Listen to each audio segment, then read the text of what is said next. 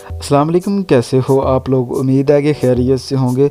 तो आज की इस वीडियो में मैं आपको बताऊंगा कि आप अपना कॉन्टैक्ट नंबर जो है वो किसी दूसरे पर्सन को क्यूआर कोड के ज़रिए किस तरह शेयर कर सकते हैं। तो वीडियो देखने से पहले हमारे चैनल को लाजमी सब्सक्राइब करें।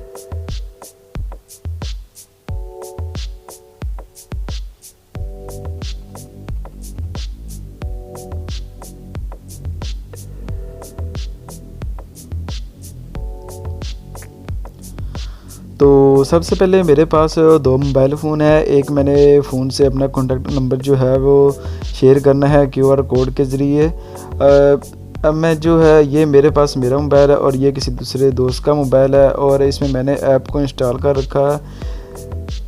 तो ये क्यूआर कोड जो स्कैन है आपने इस ऐप को इंस्टॉल कर लेना है प्ले स्टोर के ज़रिए। तो इसके बाद मैं अपने जो डायल को ओपन करता हूं। ओपन करने के बाद मैं मिसाल के तौर पर 1122 लिखता हूं तो मेरे पास ये नंबर आ जाएगा। अब मैं इसके जो क्यूआर कोड है उसको ओपन करता हूं। ओपन करने के बाद हमारे पास क्यूआर कोड आ जाएगा। अब मैं दूसरा मोबाइल फ़ोन पकड़ता हूं और इससे मैं इस क्यूआर कोड को स्कैन करूंगा तो ये जो हमारा फ़ोन नंबर है और जो ऊपर नेम लिखा है वो सारी डिटेल वो उसमें सेव हो जाएगी। अब मैं इसको स्कैन करता हूँ। आप देख सकते हैं कि हमारे पास जो उसका नेम है रेस्क्यू एम्बुलेंस हेल्पलाइन और 1122 जो उसका नंबर है, आप उसको सेव भी कर सकते हैं, उस पर कॉल कर सकते हैं और उसको शेयर भी कर सकते हैं।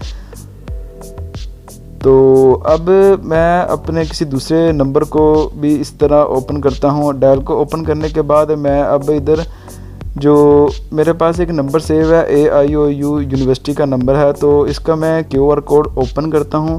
तो अब मैं इसको स्कैन करता हूं। तो स्कैन करने के बाद हमारे पास ये जो इसका नाम है और नाम भी आ जाएगा और जो नंबर है वो सारा शो होगा। तो आप इसको इजी तरीके से इस तरह स्कैन कर सकते हैं, इसको कॉपी कर सकते हैं और इसको आप इस पर कॉल भी कर सकते हैं और इस नंबर को आप शेयर भी कर सकते हैं।